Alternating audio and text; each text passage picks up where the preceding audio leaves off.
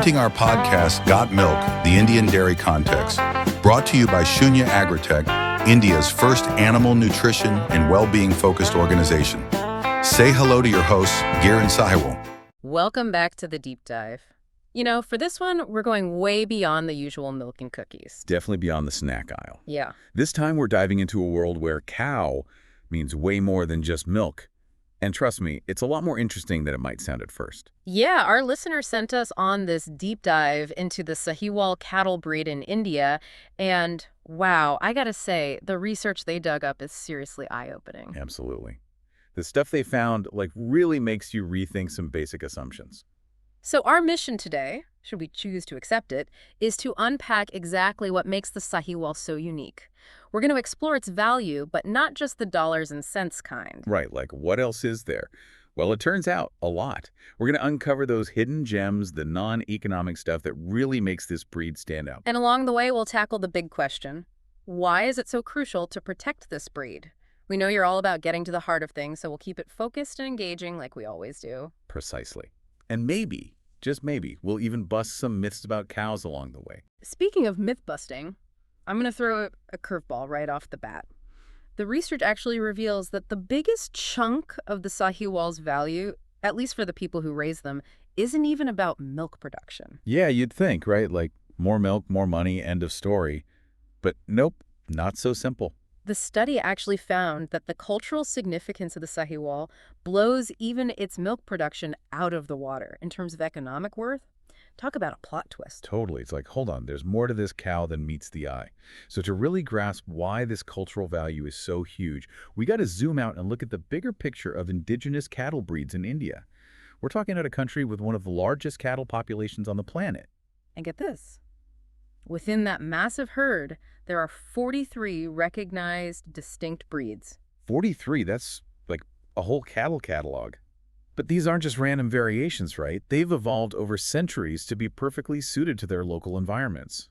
Exactly. They're like nature specialists, each one perfectly adapted to the local climate, the terrain, even the diseases prevalent in a specific region. Yeah. And because of this, they're known for being super hardy, tolerant to heat, and able to make the most of limited resources. We're talking lean, mean, surviving machines. So we all know about the milk, right? But the traditional roles of these indigenous breeds go way beyond just filling our cereal bowls. They're like the original multi-tool of agriculture. Oh yeah, big time. They're not just milk machines, they're powerhouses. We're talking pulling plows, hauling carts, and let's not forget the all-important dung. That's like fertilizer gold. Okay, fertilizer gold, I like that. But come on, with all our fancy tractors and combines, wouldn't you think those traditional roles would be like a thing of the past? You'd think, right. But here's the thing. A surprisingly large chunk of India's farmland is still managed using these amazing animals. And the main reason is simple. Lots of farmers have small plots of land. It just wouldn't make sense to bring in heavy machinery for those smaller farms. So it's not just tradition for tradition's sake. There's a real practicality to it. Absolutely. These breeds are still vital for a lot of farmers. But the connection runs deeper than just practical uses. We're talking about a cultural and historical significance that's woven into the very fabric of Indian society. It's like cows are more than just animals, they're symbols, right? Right. They're deeply embedded in cultural practices, like festivals that celebrate the cow specifically. Think of Ardhan Puja and Gopashtami, big deals in many parts of India. And beyond festivals, they've got this sacred status in most Indian religions. Like in Hinduism, cows are revered, and they're not just, admired. They play a vital role in rituals, using things like milk, curd, ghee, even dung and urine. This mix, called panchgavya, is like sacred stuff. Wow, it's like the cow isn't just an animal, it's a whole spiritual and cultural entity. Exactly. So you see, the value here isn't just about what these cows produce. It's about their intangible importance. It's about tradition, spirituality, a connection to the land and history, and that's priceless. Which brings us to a pretty sobering thought.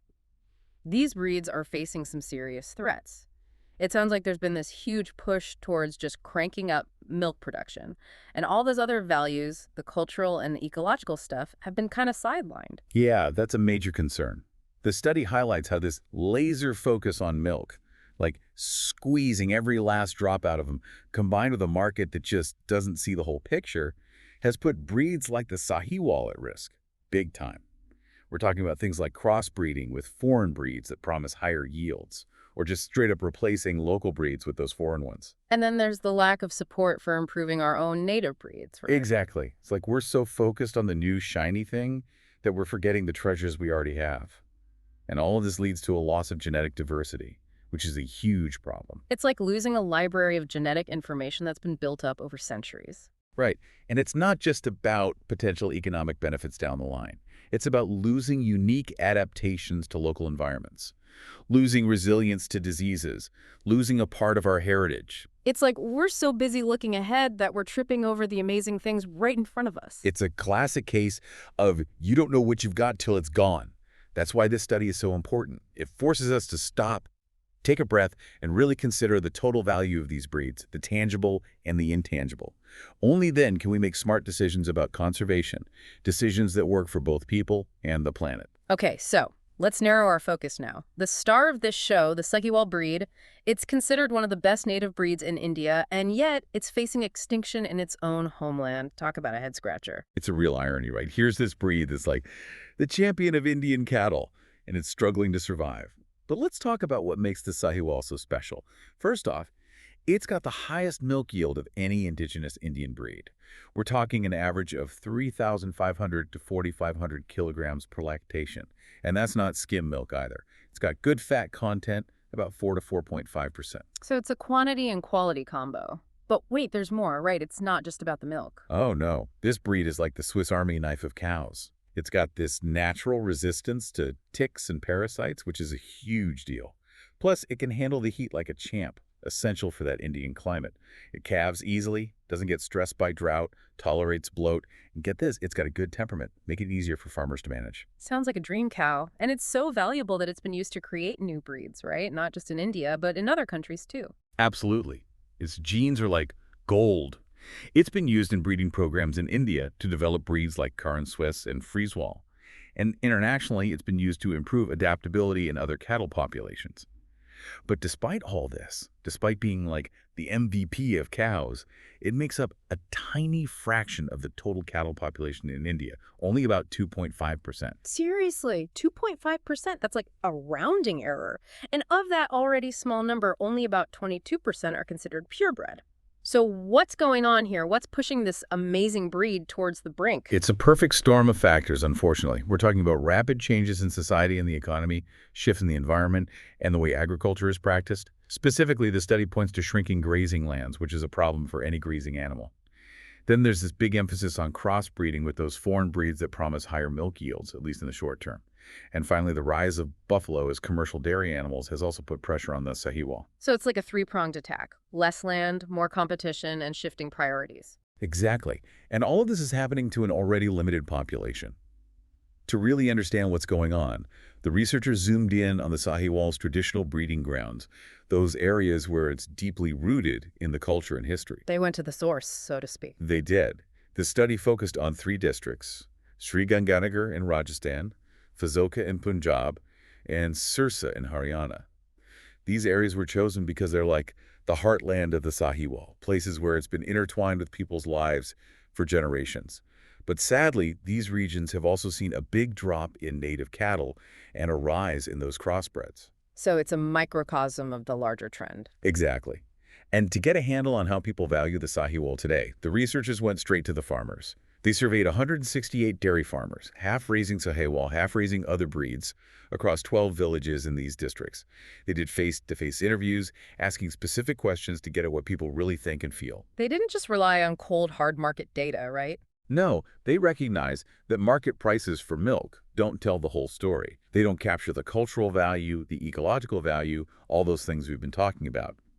So they used a pretty cool technique called a choice experiment. Okay, a choice experiment sounds intriguing. Break it down for us. It's a way of understanding what people truly value by looking at the choices they make. First, the researchers talked to locals to get a handle on all the ways the Sahiwal is used, how it's woven into the culture and religion. Then, they grouped these benefits into categories. The direct uses, like milk and milk products, the direct non-uses, like those cultural and religious aspects, and the indirect uses, like the impact on soil health. And they didn't stop there. They went even deeper, right? They also considered the option value, which is like the value of having the breed around in the future, just in case. Mm. And then there's the existence value, which is the value people place on simply knowing that the breed exists, even if they don't directly benefit from it. So it's like, even if I never drink Sahiwal milk or see a Sahiwal cow, I might still value the fact that it's out there, somewhere. Exactly. It's about recognizing the intrinsic worth of this unique breed. So they took all these categories of value and created different hypothetical scenarios for conserving the Sahiwal. Each scenario had different levels of these benefits. Like one scenario might promise a huge improvement in soil health, but come with a cost, while another might focus more on preserving the breed's cultural role. And to make it real, they included a monetary aspect, like a hypothetical donation that farmers would have to make to support a conservation plan. This donation amount varied across the scenarios. So it's like they're asking, okay, how much are you willing to put your money where your mouth is? Pretty much. Yeah. And by analyzing the choices farmers made, they could figure out how much they valued each of those aspects of the Sahiwal breed. It's like reading between the lines of their decisions. That's super clever. It's a way to get at those less tangible values that don't show up on a price tag. So let's get to the good stuff. What did they find? What really stood out in terms of what farmers valued beyond just the milk? Well, first, there were some interesting differences between the Sahiwal farmers and the crossbred farmers. The crossbred farmers, on average, had more education beyond high school. This might suggest that they're more open to adopting new breeds and methods. The Sahiwal farmers, particularly those in the Fazilka region, many with a nomadic background, tended to have larger herds but less land. And interestingly, the average income for Sahiwal households was actually a bit higher. And then there's the religious aspect. Most Sahiwal farmers were Hindu, followed by Muslim and Sikh, but none of the crossbred farmers were Muslim. This kind of hints at that deeper cultural tie to the Sahiwal. So there are some clear demographic and cultural differences between the two groups. But what about the values they place on the Sahiwal? Did those differ? Oh yeah, big time. The results were super interesting. Across the board, there was a strong positive value placed on the cultural aspects of the Sahiwal. And get this, it was the highest value of all the attributes. So culture trumps milk, even in a practical sense. It seems so. The next highest values were for the Sahiwal's contribution to soil health and the simple fact that it exists. And, as you might expect, higher donation amounts were less popular. But here's the kicker. While people did value the direct benefits, like milk and milk products, it was lower than the value they placed on those other factors, the cultural, ecological, and existential stuff. That's huge. It really drives home the point that we can't just look at milk production when making decisions about conservation. If we do, we're missing a huge part of the picture. Absolutely. And there's more. The study found that some farmers, especially in Srinagar and Fazilka, are already tapping into a niche market. They're getting premium prices for Sahiwal milk and ghee, which shows that people are starting to recognize and value its unique qualities. So there's a demand for it, a market that appreciates those special characteristics. But let's talk numbers. How did these values actually break down in terms of economic worth? Well, the study estimated that the total economic value of those non-market benefits of the Sahiwal was about $2,500.62 per household each year. And of that, the cultural value, that direct non-consumptive use value, made up the lion's share, almost 30%. Next up was soil health, that indirect use value, at about 21%. Then came existence value at around 18%. And the direct benefits from milk and milk products were a smaller slice of the pie, just under 18%. Finally, the option value, that future potential, came in at about 12.5%. It's like the Sahiwal is this multifaceted gem, and we've been so focused on one facet, the milk, that we've almost missed the brilliance of the whole thing. That's a great analogy. And what's really cool is that this isn't just an India thing. The study points to a similar study on a Spanish cattle breed, the Elistana Sanabresa, where, guess what, cultural and existence values also dominated. So this is a global pattern. People value these indigenous breeds for more than just their practical output. It's about heritage, it's about connection, it's about a way of life. Exactly. And the researchers found some really interesting differences in how Sahiwal farmers and crossbred farmers valued the breed. The Sahiwal farmers, as you might expect, placed a higher value on the direct benefits, the milk and the soil health, because they're experiencing those benefits firsthand. But here's the twist. The crossbred farmers actually valued the cultural aspects, the existence value, and the option value more highly. So even those who have moved to other breeds for whatever reason still recognize that intrinsic worth of the Sahiwal. It seems so. It's like they might be making different economic choices, but they still appreciate the cultural significance. And it varied regionally, too. The willingness to pay for improvements in cultural values was highest in the Fazilka region. The researchers think this might be because of its location near the Indo-Pak border, where the Sahiwal has a strong historical and cultural connection. Both Fazilka and Shunya placed a high value on soil health, likely because they have more pasture land, where the cows' grazing and manure have a direct impact. And overall, the highest willingness to pay for Sahiwal conservation was in Fazilka, followed by Ganganagar and then Sirsa. So it's not a one-size-fits-all situation. The values and priorities vary depending on who you're talking to and where they are. This is getting really nuanced. It is, and that's what makes this study so valuable. It provides this rich understanding of a complex situation. But let's zoom back out and talk big picture takeaways. What does this all mean for the Sahiwal and for how we think about conservation in general? It seems like the message is loud and clear. Focusing solely on milk yield is like looking at a single pixel in a masterpiece. We're missing the whole picture, the artistry, the emotions, the story. Couldn't have said it better. The cultural and religious significance, the ecological benefits, even the value of its very existence, these are all vital pieces of the puzzle, and we need to consider all of them, not just the economic bottom line, when making decisions about conservation. It also highlights the importance of in situ conservation, right? Protecting these breeds in their natural environments where those cultural connections are strongest. Absolutely. And it's encouraging to see that even those who've moved towards crossbreds are willing to support conservation efforts. That suggests a broad community interest in ensuring the Sahiwal's survival. It's like they might not be raising them anymore, but they still see them as part of their heritage, their identity. Right. And there are economic opportunities, too. We could develop markets for Sahiwal milk and milk products, highlighting their unique qualities, connecting them to the growing demand for organic and antibiotic-free foods. The study even suggests promoting the Sahiwal as a symbol of peace and unity along the Indo-Pak border, given its shared history in the region. That's a powerful idea. It's like taking something that's already culturally significant and elevating it to a symbol of something even bigger, something that transcends borders and differences. Exactly. So to sum it all up for our listener, the Sahiwal is way more than just a milk machine. It's a cultural icon, an ecological asset, and a living testament to the diversity of our agricultural heritage. And its value goes far beyond what we can measure in rupees or dollars. Understanding this is crucial for creating conservation strategies that actually work, strategies that respect the breed's full worth. It's about recognizing that the true value of something often lies in the things that can't be bought or sold. It's about seeing the whole picture, the interconnectedness of culture, ecology, and economy. It's about appreciating the things that make our world rich and diverse, even if they don't always make immediate economic sense. It's a powerful lesson, and one that applies to so much more than just the Sahiwal. So, listener, here's a final thought to ponder. How can we as societies better recognize and support the preservation of these unique animal genetic resources in a world that's often obsessed with maximizing profit?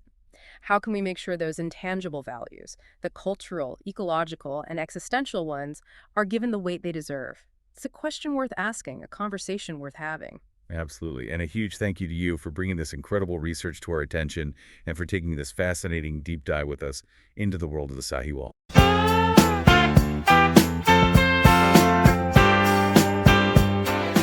Hope you enjoyed this episode of Got Milk, the Indian Dairy Context. Subscribe to the podcast. And a reminder, this episode was brought to you by Shunya Agritech, India's first animal nutrition and well-being focused organization. Thank you, and see you in the next episode.